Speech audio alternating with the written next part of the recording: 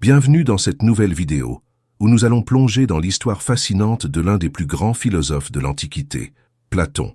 Né à Athènes, un berceau de la pensée, Platon a non seulement observé son époque tumultueuse, mais a aussi façonné la manière dont nous comprenons encore aujourd'hui la raison, l'éthique et la politique. Ses idées ont traversé les siècles, influençant profondément la philosophie, la science et même les systèmes politiques modernes. Dans cette série, nous explorerons son parcours, de son enfance dans une famille aristocratique à sa rencontre avec Socrate, son maître, puis à son voyage initiatique à travers le monde jusqu'à la fondation de son académie et ses théories philosophiques majeures. Nous verrons comment ses idées sur la justice, la connaissance et la vérité ont révolutionné la pensée occidentale. Si vous êtes passionné par l'histoire de la philosophie et que vous voulez comprendre comment Platon a marqué l'héritage intellectuel de notre civilisation, restez avec nous. N'oubliez pas de liker cette vidéo et de vous abonner pour ne rien manquer de l'intégralité de son histoire. Nous commençons tout de suite. Platon naît vers 428 avant J.C. à Athènes, dans une famille aristocratique influente. Son père, Ariston, est un descendant de la noblesse athénienne et sa mère, Périctione, appartient à une famille de haute lignée également. Ses origines privilégiées offrent à Platon un environnement propice à l'étude et à la réflexion, mais aussi un point de départ unique pour comprendre son regard critique sur la politique et la société de son époque. L'Athènes de Platon est une ville en pleine effervescence intellectuelle et politique. En 5 siècles avant notre ère, Athènes est une cité qui brille par sa démocratie naissante, sa culture artistique florissante et son influence grandissante dans le monde grec. C'est dans ce contexte que Platon va se forger une vision du monde complexe, mêlant l'héritage de la démocratie athénienne et la critique des dérives auxquelles il assistera tout au long de sa vie. Dès sa jeunesse, Platon est frappé par l'injustice de son époque. Athènes, bien que démocratique, est loin de l'idéal que lui-même formulera plus tard dans ses dialogues. Le système politique, qui permet aux citoyens de participer activement aux décisions publiques, semble également vulnérable aux manipulations et à la démagogie. C'est au cœur de cette société complexe et pleine de contradictions que Platon va évoluer. Il est difficile de dire avec précision quelles étaient les premières influences intellectuelles de Platon.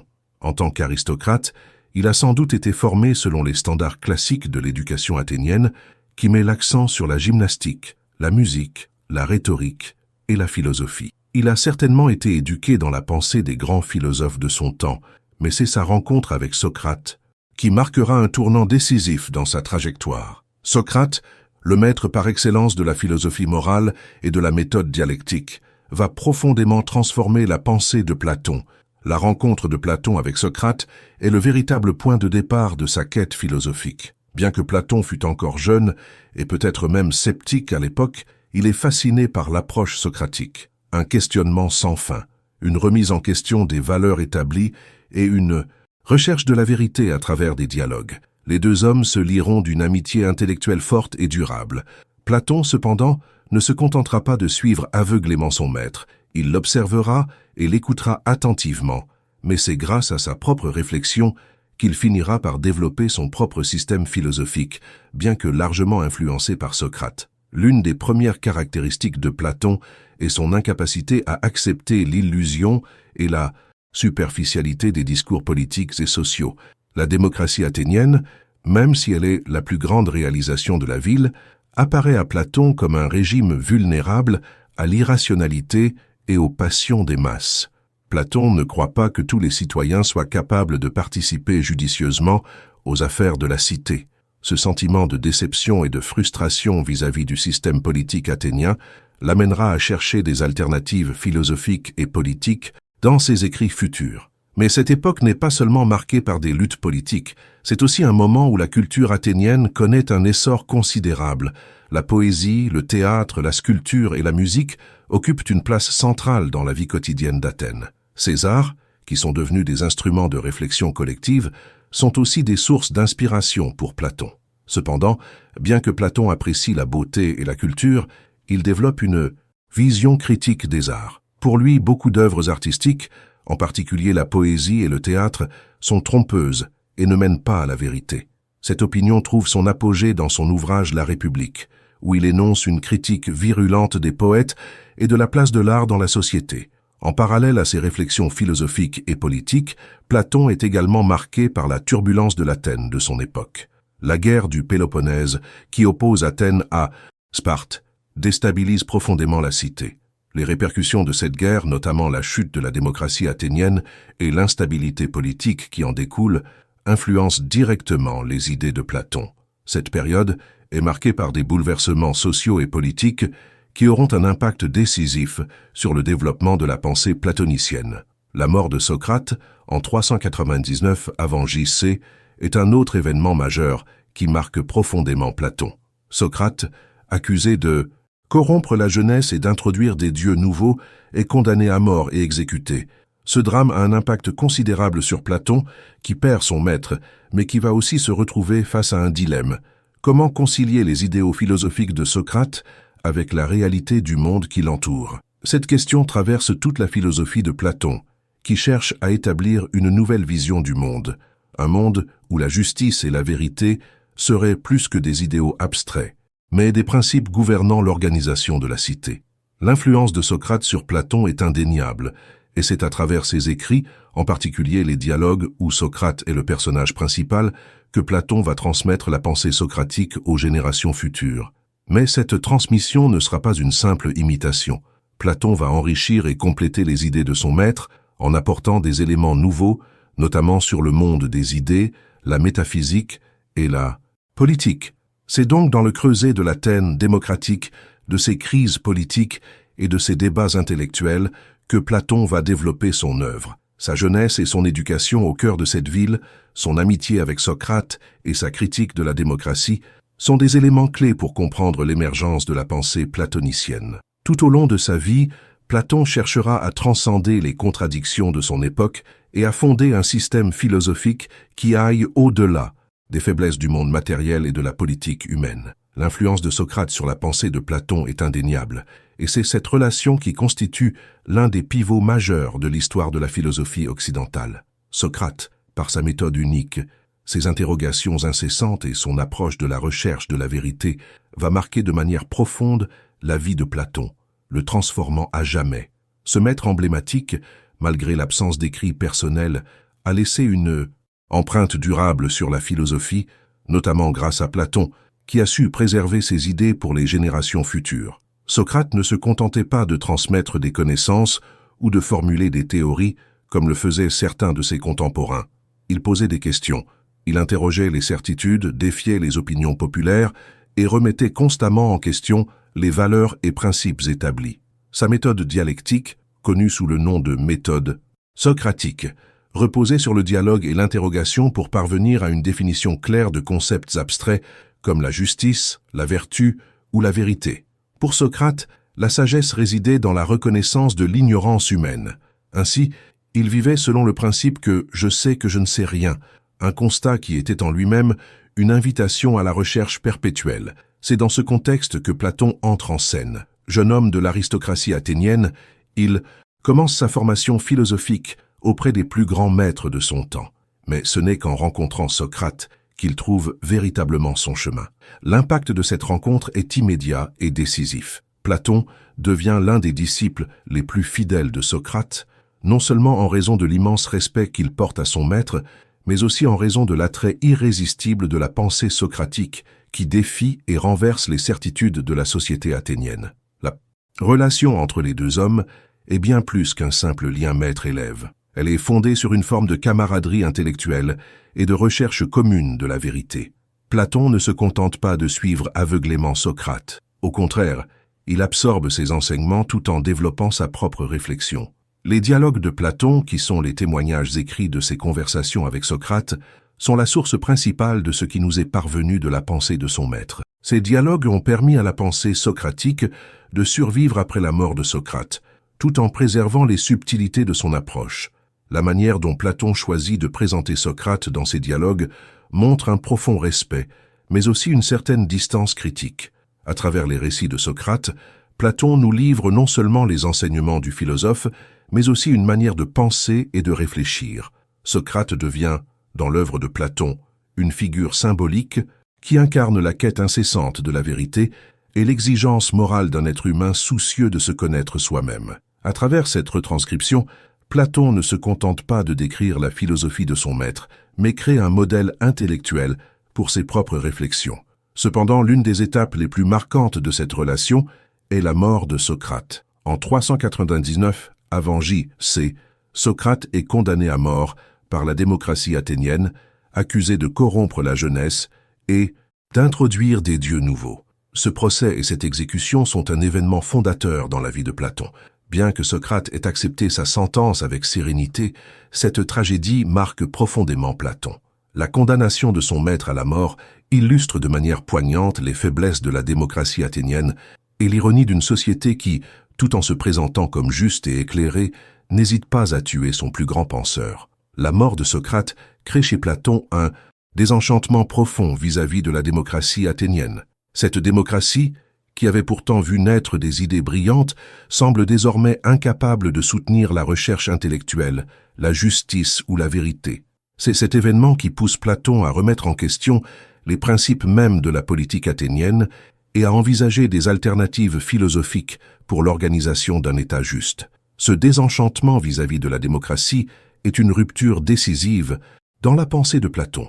Jusque-là, il avait été témoin de la montée de la démocratie à Athènes, un régime qui, en théorie, offrait à chaque citoyen une voix dans les affaires de la cité. Pourtant, après la mort de Socrate, Platon en viendra à considérer cette démocratie comme défectueuse et même dangereuse, car elle permet aux ignorants de prendre des décisions importantes, menaçant ainsi la stabilité de la cité et de la pensée rationnelle. C'est ce qui l'amène à proposer une toute autre forme de gouvernement dans la République. Un gouvernement dirigé par des philosophes, des rois philosophes, jugés non pas sur leur popularité, mais sur leur connaissance du bien et de la vérité. La critique de Platon à l'égard de la démocratie ne se limite pas à la question politique. Elle touche aussi le rôle de la culture et de l'éducation dans la société. Platon commence à développer une vision où les idées, et non les opinions populaires, devraient guider l'action humaine. L'éducation devient ainsi un instrument central dans la formation de l'individu et de la société. Les vérités universelles, selon Platon, ne peuvent être découvertes que par ceux qui sont capables de se détacher des illusions du monde sensible et de se tourner vers le monde des idées, une dimension métaphysique qui sous-tend toute sa philosophie. Dans cette période de sa vie, Platon se détache donc des croyances politiques de son époque pour fonder sa propre vision du monde. Son expérience de la démocratie, doublée de la tragédie de la mort de Socrate, façonne sa pensée et son engagement philosophique. Le philosophe idéal, pour Platon, n'est plus un simple observateur des événements, mais un acteur capable de guider la société vers la vérité et la justice, loin des tumultes des passions populaires. Ainsi, la relation avec Socrate et l'expérience de sa mort constituent le point de basculement dans la pensée de Platon. Ces événements l'amènent à remettre en cause non seulement la politique d'Athènes, mais aussi les fondements mêmes de l'éducation, de la morale et de la vérité. Ce sont ces idées, ces réflexions profondes qui poseront les bases de son œuvre philosophique et de son héritage durable. Dans sa quête incessante de savoir et de vérité, Platon ne se contenta pas des enseignements d'Athènes. Après la mort de Socrate et un profond désenchantement vis-à-vis de la politique athénienne, il entreprit un voyage qui allait profondément transformer sa pensée. Ce périple le conduisit loin des frontières d'Athènes, en Italie, en Égypte et dans d'autres régions orientales. Ces voyages ont été déterminants dans la formation des idées philosophiques qu'il allait plus tard développer et transmettre à travers ses écrits. Le premier de ces grands voyages se déroule probablement vers 389 avant J.C., lorsque Platon se rend en Italie du Sud, une région alors très influencée par les écoles philosophiques pythagoriciennes. L'Italie du Sud, à l'époque, est un carrefour de traditions intellectuelles et religieuses.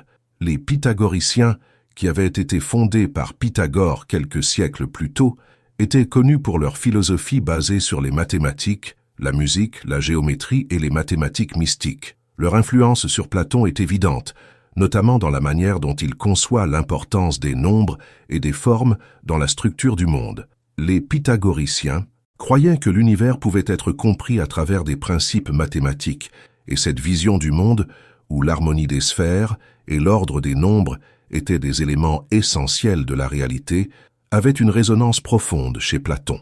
C'est à cette époque que Platon commence à élaborer sa conception des idées, qu'il développe plus tard dans ses dialogues. Les idées ou formes, selon lui, sont des réalités parfaites et immuables qui se trouvent au-delà du monde sensible. Le monde matériel, quant à lui, n'est qu'une copie imparfaite de ces idées. C'est une conception qui s'inspire des enseignements des pythagoriciens, qui percevaient la réalité comme étant régie par un ordre divin et mathématique. Le séjour de Platon en Italie du Sud fut donc une période d'apprentissage intense, où il entra en contact avec les idées pythagoriciennes, mais aussi avec d'autres traditions mystiques et religieuses qui mettaient l'accent sur la purification de l'âme et la quête de la vérité absolue. Ce contact avec des idées qui se nourrissaient de mysticisme et de mathématiques influencera profondément sa propre conception du monde, qu'il transmettra plus tard dans la République et dans d'autres dialogues. Mais l'Italie du Sud n'est pas le seul endroit où Platon va chercher des enseignements. Après son séjour chez les pythagoriciens, il se rend en Égypte, un autre centre intellectuel majeur de l'époque. L'Égypte, avec ses traditions anciennes et son savoir accumulé pendant des millénaires, offrait à Platon un réservoir de connaissances en géométrie, astronomie, théologie et philosophie. Le pays des pharaons était réputé pour ses écoles de sagesse, qui formaient des prêtres et des philosophes capables de comprendre les mystères du monde et du cosmos. Platon n'est pas seul dans cette quête de savoir. Il se rend en Égypte, où il rencontre des prêtres et des penseurs qui, selon certains récits, lui transmettent des connaissances sur l'âme, la réincarnation et l'immortalité.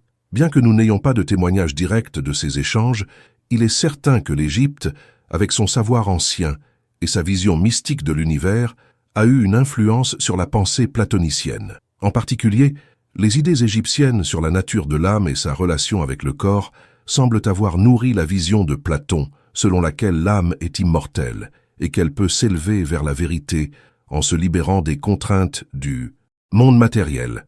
C'est dans ce cadre égyptien que Platon aurait probablement aussi rencontré les premiers concepts de la réincarnation, une idée qu'il développera plus tard dans ses dialogues, en particulier dans le Phédon.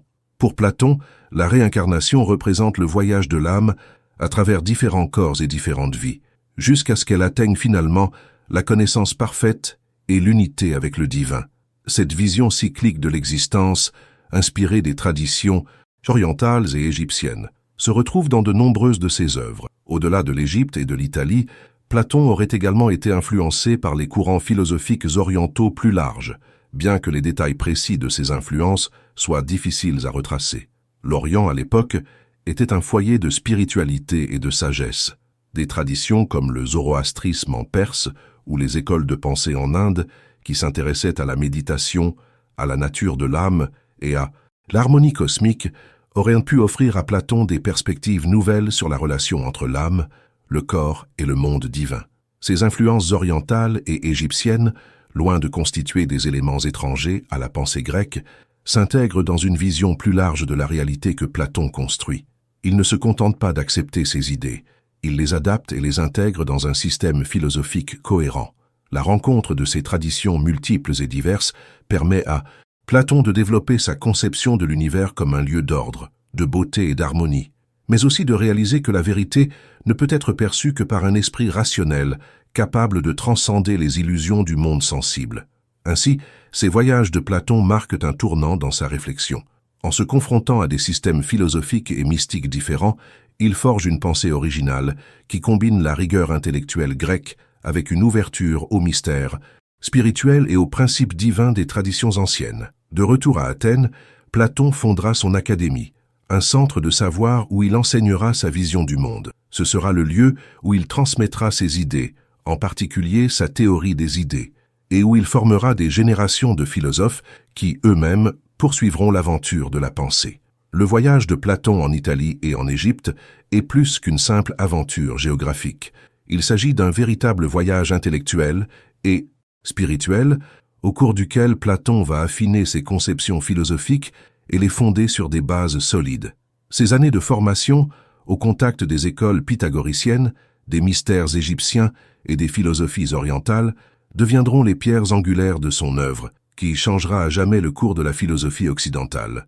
La fondation de l'Académie par Platon, vers 387 avant J.C., marque un tournant décisif, non seulement dans sa propre carrière intellectuelle, mais aussi dans l'histoire de la philosophie occidentale. Cette école d'un genre nouveau deviendra l'une des premières institutions éducatives systématiques dédiées à la recherche de la vérité, à l'étude des sciences et à la transmission des connaissances philosophiques. En créant l'Académie, Platon offre à la philosophie une structure pérenne qui non seulement permet à ses idées de se diffuser, mais façonne l'éducation philosophique pendant des siècles. L'Académie, un lieu à la fois physique et symbolique, se situe dans un jardin sacré consacré à Hécate, à proximité d'Athènes. Ce choix est loin d'être anodin. L'aspect sacré du lieu rappelle que la recherche philosophique, pour Platon, n'était pas seulement une démarche intellectuelle, mais aussi une quête spirituelle. L'enseignement qu'il y prodiguait se voulait une élévation de l'âme vers le monde des idées, un monde immuable et parfait, au-delà du sensible. En fondant l'Académie, Platon établit une institution où la philosophie ne se contentait pas d'être un simple passe-temps intellectuel ou un débat abstrait. Elle devait devenir un mode de vie, une manière de penser et d'agir dans le monde. Contrairement à d'autres écoles de l'époque, l'Académie de Platon se distingue par sa rigueur méthodologique. Platon ne cherchait pas à produire une philosophie unidimensionnelle ou dogmatique. Au contraire, il cultivait un environnement de dialogue, d'interrogation et de recherche. L'enseignement y était basé sur l'étude des idées, la métaphysique, les mathématiques, l'éthique et la politique. L'Académie devient ainsi un centre d'apprentissage dans lequel les étudiants sont non seulement formés aux sciences abstraites, mais aussi à la méthode de réflexion socratique, qui privilégiait l'examen critique et la remise en question des certitudes établies. La structure de l'Académie est d'autant plus importante qu'elle marque l'émergence de l'éducation philosophique comme discipline, autonome, distincte des autres formes d'apprentissage traditionnelles. Platon crée un espace où la philosophie est à la fois un outil pour comprendre le monde et un moyen de se perfectionner en tant qu'être humain. À travers des dialogues et des enseignements, il forme une élite intellectuelle qui pourra à son tour transmettre sa vision du monde et en diffuser les principes dans la société. Ainsi, l'Académie devient un lieu de transmission de la pensée philosophique où les générations futures de philosophes, scientifiques et hommes politiques se forment. L'influence de l'Académie, tant sur la philosophie antique que sur les siècles suivants, est immense. Non seulement elle sera le berceau de l'enseignement de Platon, mais elle inspirera de nombreuses autres écoles de pensée dans le monde antique.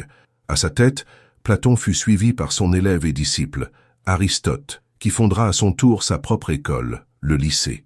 Cependant, malgré les divergences philosophiques qui peuvent exister entre Platon et Aristote, l'Académie restera une référence majeure, et les concepts platoniciens continueront à nourrir la pensée d'Aristote et d'autres grands penseurs de l'Antiquité. Le succès de l'Académie ne réside pas seulement dans son rôle éducatif, mais également dans la manière dont elle incarne l'idéal platonicien de recherche de la vérité absolue. L'Académie devient un phare pour ceux qui cherchaient à comprendre les vérités ultimes, au-delà des apparences, du monde sensible. Mais qu'entendait exactement Platon par vérité et connaissance absolue? Pour Platon, la vérité n'est pas simplement une accumulation de faits ou de connaissances empiriques.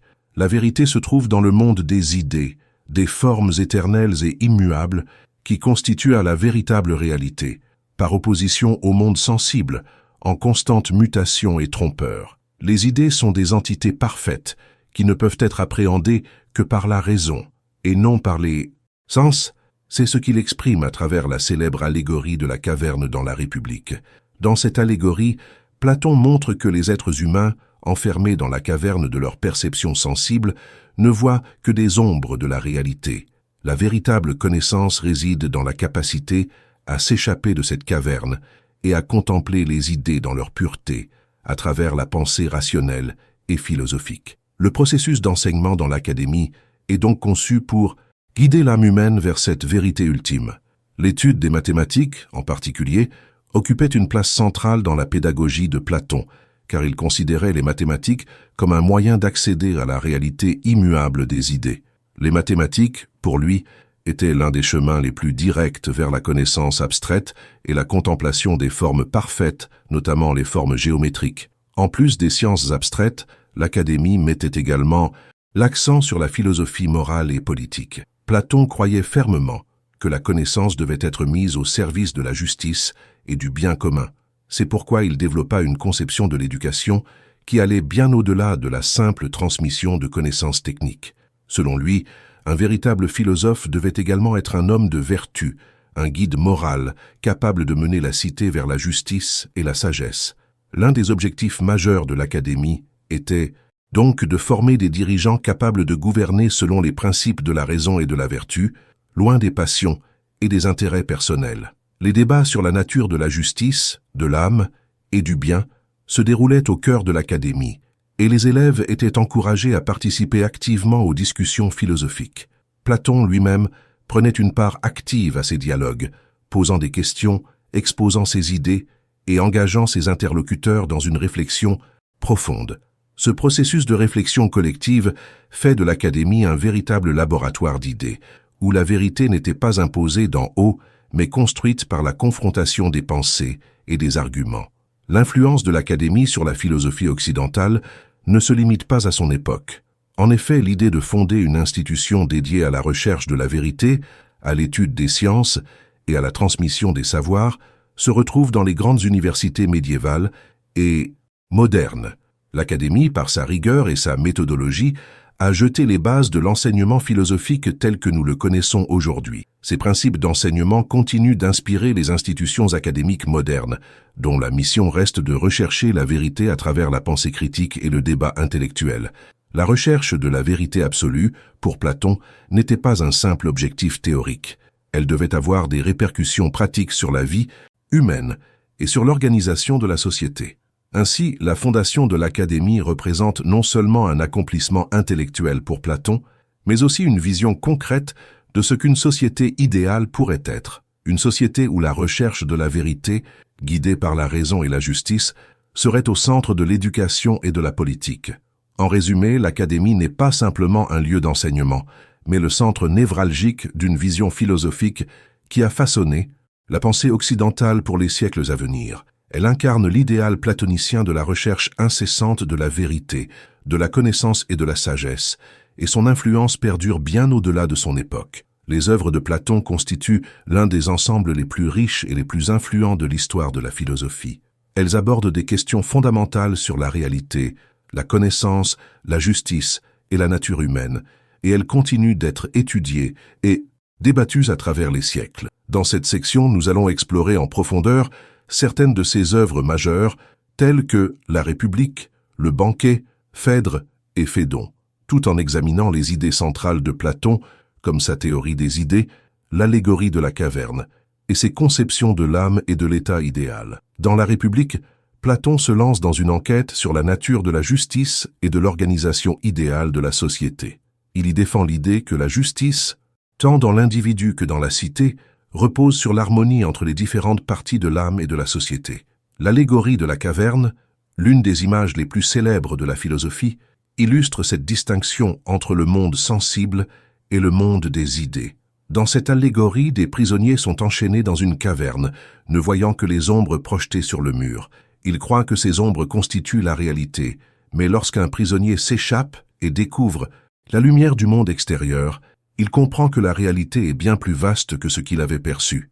Cette image représente l'idée centrale de Platon, selon laquelle la véritable connaissance ne peut être atteinte qu'en contemplant les idées éternelles et immuables qui se trouvent au-delà du monde sensible et de ses apparences. La République propose également une conception originale de l'état idéal, où la société est structurée en 3 classes: les gouvernants, les philosophes, les défenseurs, les soldats, et les producteurs, les artisans et agriculteurs. Platon prône un gouvernement dirigé par des philosophes, des individus qui, grâce à leur connaissance des idées, sont les mieux placés pour guider la cité vers le bien commun. Dans cette organisation, chaque classe joue un rôle déterminé par ses talents et ses capacités. Cette conception de l'État repose sur l'idée que la justice consiste à ce que chaque individu accomplisse sa fonction propre, selon sa nature et ses aptitudes. Le Banquet explore, quant à lui, la nature de l'amour, ou plutôt d'éros, à travers un dialogue entre divers personnages, dont Socrate, qui est le principal interlocuteur. Le dialogue se déroule dans le cadre d'un banquet où chaque convive prononce un discours en l'honneur de l'amour. Ces discours convergent tous vers l'idée que l'amour est une quête de beauté et de vérité. L'un des discours les plus marquants est celui de Diotime, une prêtresse qui dévoile à Socrate une vision plus profonde de l'amour. Selon elle, l'amour commence par l'attraction physique d'un individu, mais il doit ensuite se transcender pour atteindre un amour plus élevé, celui de la beauté en soi, celle qui est pure et éternelle. Pour Platon, l'amour est ainsi une ascension spirituelle, une quête qui mène l'âme à se détacher du monde matériel pour contempler le beau absolu qui réside dans le monde des idées. Dans Phèdre, Platon aborde des thèmes liés à l'âme, à l'amour et à la rhétorique. Le dialogue se déroule entre Socrate et Phèdre, un jeune homme passionné par l'art de la parole. Platon y développe sa conception de l'âme humaine, qu'il considère comme immortelle et en perpétuelle quête de vérité et de beauté. L'âme, selon lui, est composée de 3 parties, la raison, la volonté et le désir. Le bien-être de l'âme dépend de l'harmonie entre ces différentes forces. Platon compare l'âme à un char dont les chevaux symbolisent la rationalité et les désirs irrationnels. Le conducteur du char, représentant la raison, doit dominer ses forces pour guider l'âme vers la contemplation des idées. L'amour et la beauté jouent ici un rôle central, car ils sont les moteurs de l'ascension spirituelle de l'âme vers le divin et la vérité. Phédon est l'œuvre dans laquelle Platon aborde la question de l'immortalité de l'âme. Ce dialogue se déroule au moment de la mort de Socrate, qui, avant de boire la ciguë, engage une discussion avec ses disciples sur la nature de l'âme et sa survie après la mort. Socrate soutient que l'âme est immortelle et que, après la mort du corps, elle continue d'exister, rejoignant le monde des idées. La philosophie, pour Platon, est la préparation de l'âme à cette séparation, car elle permet à l'âme de se libérer des préoccupations matérielles et de se concentrer sur la contemplation des idées éternelles. À travers le dialogue, Platon développe plusieurs arguments en faveur de l'immortalité de l'âme, dont l'un des plus célèbres est celui de la réminiscence. Selon ce principe, l'âme, avant sa naissance, a contemplé les idées dans le monde des formes, et lorsqu'elle s'incarne dans un corps humain, elle oublie cette connaissance, mais peut la retrouver par l'apprentissage et la philosophie. Au cœur de l'œuvre de Platon se trouve sa théorie des idées, ou formes, qui constitue la base de sa métaphysique et de son épistémologie. Selon cette théorie, le monde, sensible, celui que nous percevons avec nos sens, n'est qu'une copie imparfaite des idées, qui sont des entités immuables et parfaites. Les idées représentent la véritable réalité, tandis que le monde sensible n'en est qu'une imitation. La connaissance véritable, selon Platon, ne réside donc pas dans l'expérience sensible, mais dans la contemplation des idées. Platon distingue ainsi 2 formes de connaissance, la connaissance sensible, qui est faillible et trompeuse, et la connaissance rationnelle, qui permet d'atteindre la vérité éternelle. Pour lui, la philosophie est donc un moyen d'accéder à cette connaissance supérieure, qui permet de se libérer des illusions du monde matériel et de toucher aux vérités absolues des idées. Les idées principales de la République, le banquet, Phèdre et Phédon, s'articulent autour de la recherche de la vérité, de la justice, de la beauté et de la connaissance absolue. Dans chacune de ses œuvres, Platon invite ses lecteurs à s'élever au-delà du monde des apparences pour atteindre les idées éternelles, celles qui, selon lui, constituent la seule véritable réalité. Par son approche méthodique, sa recherche de la vérité et sa vision de l'âme et de la société, Platon marque l'histoire de la philosophie et offre un modèle intellectuel qui influence encore profondément les débats philosophiques contemporains. Ses réflexions sur l'amour, la connaissance, l'âme, la justice et l'état idéal continuent de nourrir la réflexion philosophique et demeurent d'une actualité saisissante. La politique occupe une place centrale dans la philosophie de Platon, et sa vision de l'état idéal est l'un des aspects les plus marquants de son œuvre. Platon, en véritable visionnaire, imagine une société où la justice et la vertu régneraient, une cité parfaite gouvernée par ceux qui, grâce à leur sagesse, seraient les mieux placés pour diriger. Cette utopie, développée principalement dans la République, est aussi une critique de son époque et de la démocratie athénienne, qu'il voit comme défaillante et corrompue. Dans la République, Platon propose un modèle de société où la justice ne serait pas un idéal abstrait, mais un principe concret régissant la vie sociale et politique. Selon lui, l'état idéal doit être organisé de manière à refléter l'harmonie des parties de l'âme humaine. Tout comme l'âme est composée de 3 éléments, la raison, la volonté et le désir, l'état doit être structuré en 3 classes. Les gouvernants, les philosophes rois, les défenseurs, les soldats et les producteurs, les artisans, commerçants, agriculteurs. Chacune de ces classes joue un rôle spécifique dans le maintien de l'ordre et de la justice dans la cité. Platon conçoit un gouvernement où les dirigeants sont des philosophes, des hommes et des femmes qui ont atteint la connaissance des idées et qui sont donc capables de gouverner selon la raison et la vertu, et non selon les intérêts personnels ou les passions. Selon lui, seules les personnes ayant une véritable connaissance des principes éternels et immuables, comme la justice, le bien, la beauté et la vérité, peuvent guider la société vers le bien commun. En revanche, les dirigeants élus par la démocratie, selon Platon, sont souvent motivés par des intérêts personnels, la recherche du pouvoir ou des effets de mode, ce qui mène à la corruption et à l'inefficacité de l'État. Pour Platon, la démocratie athénienne telle qu'il l'a vécue est un système qui se nourrit de la démagogie et qui favorise les passions populaires au détriment de la raison. Dans la démocratie, les citoyens, même s'ils sont égaux en droit, ne sont pas égaux en savoir et en vertu. Platon critique l'égalité politique de son époque, qu'il considère comme une illusion, car elle empêche les individus les plus sages et les plus vertueux de diriger. Selon lui, la démocratie conduit à l'anarchie, car elle donne le pouvoir aux masses ignorantes, influencées par des orateurs habiles mais dénués de véritable savoir. Pour justifier son modèle d'État, Platon développe une conception de la justice qui est profondément liée à sa vision de l'âme humaine. Dans l'âme, la raison doit gouverner les passions et les désirs pour que l'individu atteigne la vertu et la sagesse. De même, dans l'État, les gouvernants, les philosophes rois, doivent être les plus sages et les plus rationnels afin de guider les autres classes vers l'harmonie et le bien commun. La justice, pour Platon, réside donc dans l'harmonie entre les différentes parties de la société, chaque classe accomplissant sa fonction propre sans interférer dans les domaines des autres. Ce modèle d'État repose sur l'idée que la justice n'est pas simplement une règle extérieure à appliquer, mais un principe fondamental de l'ordre naturel et moral qui doit guider à la fois l'individu et la cité. La vision de Platon sur la politique ne se limite pas à une théorie abstraite de la justice. Elle inclut également des considérations pratiques sur la manière de former les dirigeants et les citoyens. L'éducation, pour Platon, est le pilier de toute société juste.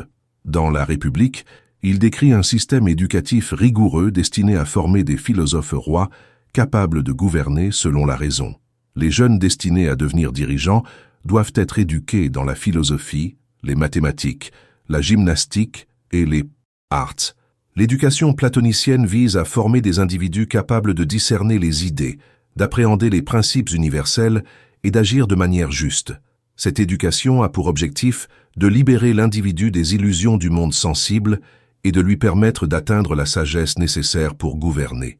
En dehors de l'éducation des gouvernants, Platon insiste aussi sur l'importance de l'éducation des citoyens. Dans son modèle, l'État doit veiller à ce que chacun accomplisse sa fonction sociale et soit formé de manière à se perfectionner en tant qu'être humain.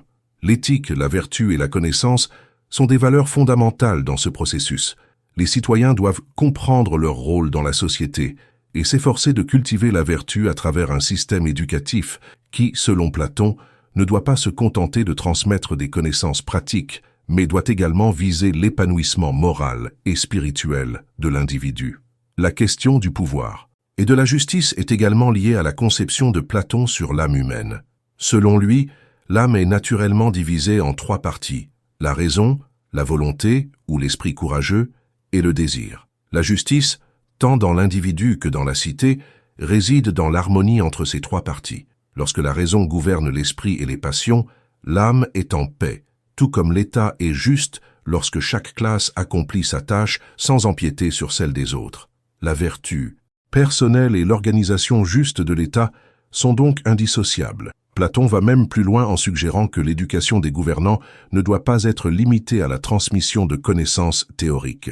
Les dirigeants doivent également être soumis à des épreuves pratiques pour tester leur caractère et leur vertu. Ainsi, seuls ceux qui sont capables de faire preuve d'un engagement moral profond et d'une connaissance réelle du bien devraient diriger. Ce principe de méritocratie philosophique est radicalement différent de la démocratie athénienne, où le pouvoir est accordé par tirage au sort ou par élection, sans prendre en compte la sagesse ou la vertu des candidats. Cette vision utopique de la politique platonicienne suscite de nombreuses interrogations et critiques. Pour certains, L'idée d'un gouvernement dirigé par des philosophes est idéalisée, voire irréaliste, dans la mesure où elle suppose que les philosophes, une fois au pouvoir, resteront fidèles à la vertu et ne seront pas eux-mêmes corrompus par le pouvoir. D'autres critiquent l'autoritarisme implicite de ce modèle, soulignant que l'idée d'un gouvernement dirigé par une élite philosophique pourrait se traduire par une forme de totalitarisme dans lequel les libertés individuelles sont sacrifiées au nom de l'harmonie sociale. Cependant, la pensée politique de Platon reste influente aujourd'hui, notamment en ce qui concerne sa critique des systèmes politiques corrompus et sa quête d'une société fondée sur la justice. Il invite toujours à réfléchir sur la manière dont le pouvoir est exercé, sur les rapports entre l'individu et l'État, et sur la place de la sagesse et de la vertu dans l'organisation de la société. Son modèle d'État idéal est certes utopique, mais il soulève des questions fondamentales sur la nature du pouvoir, de la justice et de l'éducation, qui continuent de résonner dans les débats politiques contemporains. La réflexion platonicienne sur la politique, à travers sa critique de la démocratie et sa proposition d'un gouvernement dirigé par des philosophes, nous pousse à interroger la légitimité du pouvoir, le rôle de l'éducation dans la formation des dirigeants et les liens entre la justice personnelle et l'organisation sociale. Si sa vision reste utopique et difficile à réaliser, elle demeure un modèle inspirant de réflexion sur la politique et la gouvernance. L'un des piliers fondamentaux de la philosophie platonicienne est sa théorie des idées, également connue sous le nom de théorie des formes. Pour Platon, le monde matériel dans lequel nous vivons n'est qu'une imitation imparfaite et éphémère d'une réalité plus élevée, celle des idées, qui représente la véritable réalité. Cette distinction entre le monde sensible et le monde des idées est l'un des aspects les plus marquants de sa métaphysique et constitue une avancée majeure dans la réflexion philosophique de l'Antiquité. À travers cette théorie, Platon propose une vision du monde radicalement différente de celle des philosophes matérialistes de son époque, et cette conception continue d'influencer la pensée occidentale pendant des siècles. Pour comprendre la théorie des idées, il est nécessaire de saisir la manière dont Platon la définit et l'utilise dans ses dialogues. Selon lui, le monde sensible est en perpétuelle transformation, et rien de ce que nous percevons avec nos sens n'est permanent. Tout, dans le monde physique, est sujet à l'usure, au changement et à la destruction. Ce que nous voyons et expérimentons autour de nous, les objets matériels et les phénomènes naturels, sont des copies imparfaites et transitoires d'entités immuables et parfaites que Platon appelle les idées ou les formes. Les idées, dans cette conception, sont des réalités absolues et intemporelles qui existent indépendamment du monde sensible. Elles sont les modèles parfaits des objets et des qualités que nous percevons dans notre quotidien. Par exemple, l'idée de cercle dans le monde des idées est parfaite et éternelle, tandis que les cercles que nous dessinons dans le monde matériel sont toujours imparfaits et limités par des conditions physiques. Selon Platon, le monde sensible, bien que nous le percevions comme réel, n'est qu'une ombre, une copie imparfaite, des idées qui résident dans un royaume intelligible et inaccessible à nos sens. C'est pourquoi il affirme que la connaissance véritable ne peut être obtenue que par l'intellect, par la contemplation des idées, et non par l'expérience sensorielle. Le monde des idées est donc pour Platon un monde de pure réalité, qui échappe à l'imperfection et à la corruption du monde matériel. Les idées sont des entités intelligibles et universelles, chacune étant le modèle de tous les objets ou concepts de ce type dans le monde sensible. L'idée de la beauté, par exemple, est la forme parfaite de toute beauté que nous rencontrons dans le monde sensible, qu'il s'agisse d'une œuvre d'art, d'un visage humain ou d'un paysage. Cependant, toutes ces manifestations de la beauté dans le monde matériel sont imparfaites et provisoires, tandis que l'idée de la beauté, elle, est éternelle et immuable. Les idées sont également hiérarchisées, selon Platon, en fonction de leur pureté et de leur proximité avec l'idée suprême, l'idée du bien. L'idée du bien, pour Platon, est la source de toutes les autres idées, et elle représente la cause ultime de tout ce qui existe. Elle est comparable à la lumière du soleil, dans l'allégorie de la caverne, qui rend possible la vision du monde extérieur. Sans l'idée du bien, il n'y aurait pas de connaissance, de vérité ni de réalité. C'est à travers la contemplation de l'idée du bien que l'âme humaine peut accéder à la vérité ultime et comprendre la nature du monde des idées. La théorie des idées est également liée à la notion de réminiscence, que Platon introduit dans plusieurs de ses dialogues, notamment dans Ménon. Selon cette théorie, l'âme humaine, avant de s'incarner dans un corps, a eu accès à la connaissance des idées dans le monde des formes. Lorsque l'âme prend place dans un corps humain, elle oublie cette connaissance, mais elle peut la retrouver par le biais de l'apprentissage et de la réflexion philosophique. C'est pourquoi, pour Platon, l'apprentissage n'est pas simplement l'acquisition de nouvelles informations, mais plutôt un processus de réminiscence, de redécouverte de ce que l'âme savait déjà avant sa naissance. Cette conception de la connaissance est profondément rationaliste, car elle place l'intellect et la raison comme les instruments principaux permettant d'accéder à la vérité. Les sens, pour Platon, sont trompeurs et incapables de nous mener à la véritable connaissance. Le monde matériel, qui est en perpétuel changement, ne peut être une source fiable de connaissance, car il est voué à la dégradation et à l'imperfection. Seule la contemplation des idées permet de toucher à la réalité immuable et parfaite. Platon présente également cette distinction entre le monde sensible et le monde des idées à travers l'allégorie de la caverne, l'une de ses images les plus célèbres. Dans cette allégorie, des prisonniers sont enchaînés dans une caverne, ne voyant que les ombres projetées sur un mur par des objets derrière eux. Ces ombres, selon Platon, représentent le monde sensible, une réalité déformée et trompeuse. Un prisonnier parvient à s'échapper et découvre le monde extérieur, le monde des idées, qu'il contemple dans toute sa lumière et sa pureté. L'allégorie illustre la manière dont les êtres humains, enfermés dans le monde des apparences, doivent s'échapper de l'illusion et se tourner vers la contemplation des idées pour accéder à la véritable connaissance. La théorie des idées a eu une influence profonde sur la philosophie occidentale, notamment sur la pensée chrétienne et la philosophie médiévale. Les néo-platoniciens, comme Plotin, ont développé et approfondi cette conception de la réalité en la fusionnant avec des éléments mystiques et spirituels.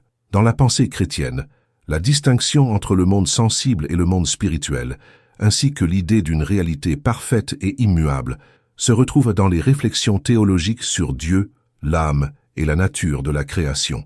Dans la philosophie moderne, la théorie des idées a suscité de vifs débats, notamment avec l'apparition de l'empirisme et du scepticisme. Les penseurs comme René Descartes et Immanuel Kant ont critiqué cette vision d'un monde des idées séparé du monde matériel et ont cherché à réconcilier la raison avec l'expérience sensible. Cependant, l'idée platonicienne d'une réalité supérieure qui va au-delà de la perception immédiate continue de nourrir les réflexions sur la métaphysique, la connaissance et l'ontologie. La théorie des idées de Platon, avec son monde immuable et éternel, présente une vision radicale de la réalité. Elle nous invite à réfléchir sur la nature de ce que nous percevons, sur les limites de nos sens et sur la manière dont nous pouvons accéder à une connaissance véritable de l'univers. Platon nous incite à transcender le monde des apparences et à chercher la vérité dans un monde de formes idéales, où la beauté, la justice et la vérité sont des réalités absolues et éternelles. Cette quête de la vérité pure, loin des illusions du monde sensible, reste l'un des éléments les plus puissants de la philosophie platonicienne et continue d'influencer la pensée contemporaine. Platon, tout au long de sa carrière, entretient une relation complexe avec les arts. D'un côté, il reconnaît leur place dans la culture et l'éducation.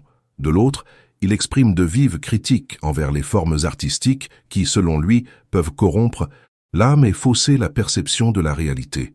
Cette ambivalence se manifeste surtout dans son œuvre La République, où il consacre plusieurs passages à une réflexion profonde sur le rôle des arts dans la société et leur influence sur les individus. Dès les premiers dialogues, Platon adopte une position réservée vis-à-vis de la poésie. À ses yeux, la poésie, en particulier celle qui représente les dieux et les héros, est une forme d'imitation trompeuse. En effet, pour Platon, l'art poétique imite non seulement le monde sensible, qui est déjà une imitation imparfaite du monde des idées, mais il crée aussi des représentations de la réalité qui sont plus éloignées encore de la vérité. Dans La République, il soutient que la poésie et la représentation théâtrale peuvent déstabiliser l'âme humaine, en l'éloignant de la quête de la vérité et de la sagesse. La critique de Platon se base sur sa théorie de l'imitation, qu'il appelle la mimésis. Selon lui, la poésie, le théâtre et les arts en général sont des copies de copies, des représentations du monde sensible, qui est lui-même une copie des idées. Autrement dit, la poésie et le théâtre n'apportent aucune connaissance véritable, car ils n'offrent que des illusions, des images déformées de la réalité.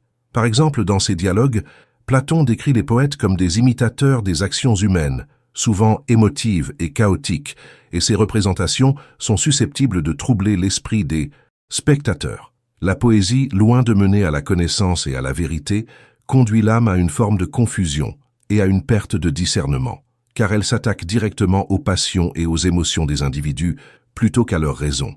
Cela se reflète dans la manière dont Platon aborde les poètes dans la République.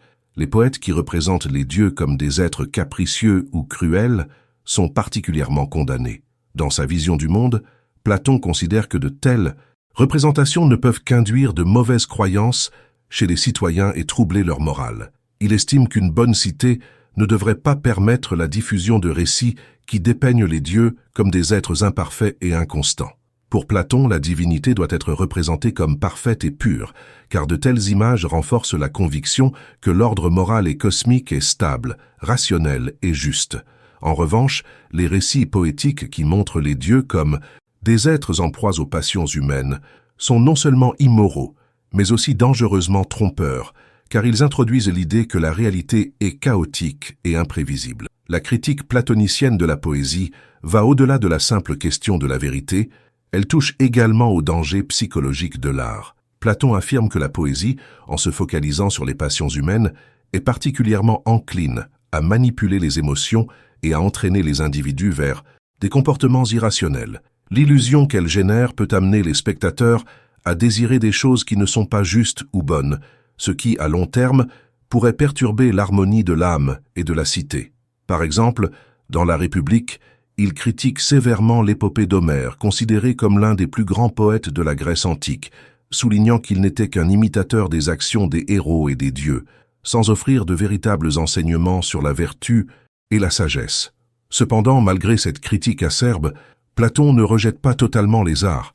Il reconnaît leur importance dans la formation des citoyens, notamment en ce qui concerne la musique et la gymnastique, qui jouent un rôle crucial dans l'éducation des jeunes. Dans son système éducatif idéal, la musique est vue comme une discipline essentielle, car elle permet de cultiver l'harmonie de l'âme et de développer les émotions et les comportements appropriés. La musique, dans ce contexte, devient un moyen de guider l'âme vers la vertu, en éveillant les bons sentiments et en régulant les passions. Platon, cependant, insiste sur le fait que la musique doit être pratiquée dans des limites strictes, de manière à ne pas induire de comportements déviants ou irrationnels. La gymnastique, quant à elle, est une discipline qui, selon Platon, permet de maintenir le corps en bonne santé et de préparer les jeunes à l'exercice de la vertu civique. Dans son modèle d'éducation, l'équilibre entre la musique et la gymnastique est essentiel, car ces deux domaines, l'un nourrissant l'âme et l'autre le corps, permettent de former des citoyens harmonieux et capables de comprendre les lois naturelles et morales. Toutefois, cette éducation doit être fortement régulée par l'État pour garantir que les jeunes ne soient pas exposés à des influences qui puissent perturber leur équilibre psychologique ou moral. En ce qui concerne la poésie, Platon admet qu'elle peut avoir un rôle dans la société, mais uniquement sous certaines conditions. Il précise qu'elle ne doit pas encourager la dépravation morale ou la confusion mentale. Au contraire, il propose que les poètes se concentrent sur des récits qui exaltent les vertus, la justice et l'ordre, et qu'ils évitent de représenter des scènes de violence gratuite, de méchanceté ou de désordre. Les poètes, dans cette perspective, doivent devenir des éducateurs de l'âme, non pas en flattant les émotions des individus, mais en leur offrant des modèles de vertu et d'exemplarité. Ainsi, la poésie pourrait être un moyen puissant de transmettre des valeurs morales et d'aider à la formation du caractère. Platon critique également les arts visuels et la sculpture, qu'il considère comme des représentations superficielles de la réalité. Pour lui, les artistes qui créent des sculptures de dieux ou d'êtres humains ne font que reproduire des copies de copies, sans véritable accès à la réalité profonde des idées. Bien que la sculpture puisse être appréciée pour sa beauté formelle, elle n'apporte aucune connaissance véritable, car elle ne fait qu'imiter le monde sensible, qui est lui-même une imitation des idées. Cette vision de l'art a eu une influence durable sur la philosophie occidentale, notamment dans la manière dont les arts ont été perçus à travers les siècles. De nombreux penseurs, du Moyen Âge à la philosophie moderne, ont été influencés par la pensée platonicienne sur l'imitation et la représentation. Les arts ont souvent été vus comme une forme d'illusion, et l'idée que l'art peut tromper l'âme a été reprise et transformée de multiples manières par des théoriciens de l'esthétique et de l'art. Platon n'a pas seulement offert une critique des arts, il a également posé des questions fondamentales sur la nature de la réalité, de la vérité et de l'imagination humaine. Sa pensée a ouvert la voie à des débats sur la fonction de l'art, dans la société, sur sa relation à la vérité et à la moralité, et sur le rôle des artistes dans la formation des citoyens. En dépit de ses réserves, Platon a contribué à une réflexion profonde sur le pouvoir de l'art et son rôle dans la culture, la politique et l'éducation. Platon place l'âme humaine au cœur de sa philosophie, la considérant comme l'essence même de l'individu.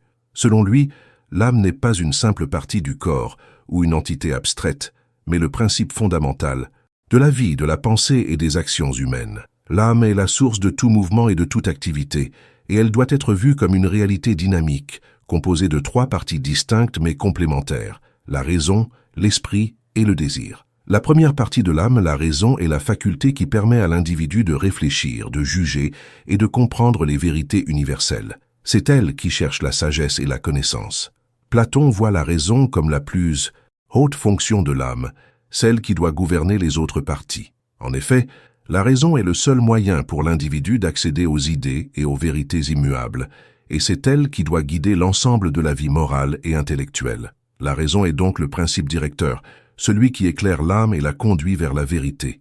L'esprit, ou la partie irascible de l'âme, est lié aux émotions et aux passions. Il est responsable de la colère, de l'honneur, du courage et de la volonté de défendre ce qui est juste. Cette partie de l'âme, selon Platon, est nécessaire à l'action morale. L'esprit est celui qui réagit face aux injustices et qui est prêt à se battre pour défendre la vérité. Cependant, tout comme la raison, l'esprit doit être contrôlé et guidé par la raison. Sans cette gouvernance, il risquerait de devenir impulsif et destructeur. L'esprit joue donc un rôle important dans l'âme, mais il doit toujours rester sous le contrôle de la partie rationnelle. La troisième partie de l'âme, le désir ou la partie concupiscible, est responsable des appétits et des désirs physiques, notamment les besoins liés à la nourriture, à la reproduction et au confort matériel. Platon associe cette partie de l'âme à la tempérance, car elle incarne les forces qui poussent l'individu à rechercher le plaisir et à satisfaire ses besoins corporels. Cependant, il met en garde contre la domination excessive des désirs, car cela conduit l'individu à l'irrationnel et à l'immoralité. Tout comme l'esprit, cette partie de l'âme doit être régulée et maîtrisée par la raison. Lorsqu'elle est laissée à elle-même, elle conduit l'âme à l'indiscipline et à la corruption. Platon conçoit l'âme comme une réalité vivante, animée par la recherche constante de la vérité et du bien. L'âme, pour lui, n'est pas seulement un principe immatériel qui gouverne le corps, elle est aussi celle qui est responsable de l'action humaine et de la vie morale. L'âme est le principe actif, qui permet à l'individu de réfléchir, de juger et de comprendre, mais elle est aussi ce qui nous pousse à agir, à désirer et à ressentir. C'est la raison qui, en dirigeant les autres parties de l'âme, permet à l'individu d'atteindre l'harmonie intérieure et d'agir de manière juste et vertueuse.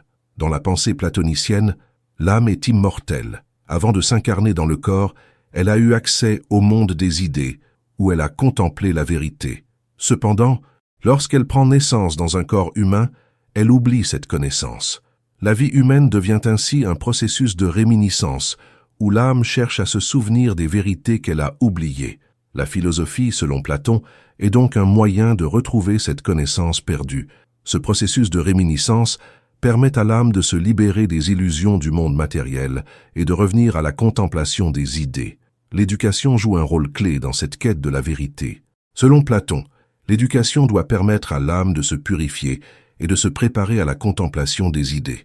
Cela passe par une formation intellectuelle, mais aussi morale. L'âme doit apprendre à se détacher des plaisirs sensibles et à se tourner vers les vérités éternelles. La philosophie est le moyen par lequel l'âme se rapproche de la vérité en s'élevant au-delà des apparences et des illusions.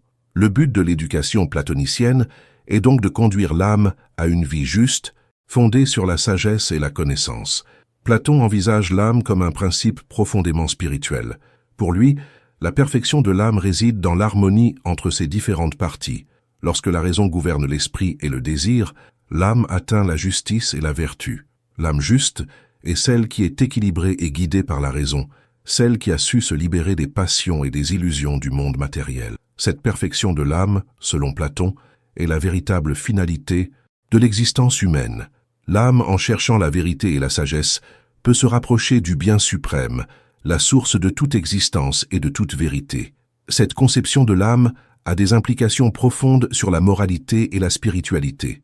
Pour Platon, la moralité n'est pas simplement une question de suivre des règles extérieures, mais de cultiver une harmonie intérieure. L'âme, en se gouvernant elle-même, doit parvenir à une parfaite cohérence entre ses différentes parties. L'action juste ne découle pas seulement d'une conformité à des lois externes, mais d'une conformité à la justice intérieure, à l'harmonie de l'âme.